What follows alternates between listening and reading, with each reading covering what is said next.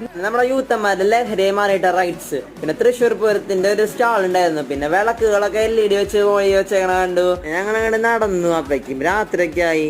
അപ്പേക്കും ഓരോരുത്തർ വലിഞ്ഞുടങ്ങി. പിന്നെ ഐസ്ക്രീം ഒക്കെ കഴിച്ചു. അപ്പോൾ പിന്നെ നമ്മൾ വെറ്റിനറി യൂണിവേഴ്സിറ്റിയുടെ സ്റ്റാളിലൊക്കെ കയറി. വളരെ ഇൻഫോർമേറ്റീവ് ആണ് അത് സുവോളജി സ്റ്റുഡൻസിനൊക്കെ. പിന്നെ വളരെ നേച്ചർ ഫ്രണ്ട്ലി ഒക്കെ ആയിട്ടാണ് അവർ അറേഞ്ച് ചെയ്തേക്കണത്.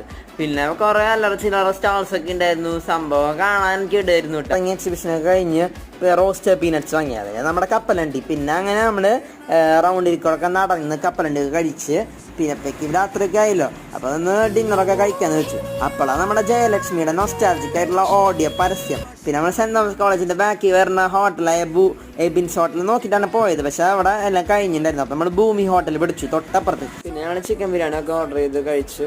അങ്ങനെ അവിടുന്ന് സ്കൂട്ടായിട്ടാണ് എൻ്റെ വീട്ടിലെത്തി. ആനിമളുടെ സ്നേഹപ്രകടനമൊക്കെ കഴിഞ്ഞു. അന്നത്തെ ദിവസം കഴിഞ്ഞു. Bye bye, see U.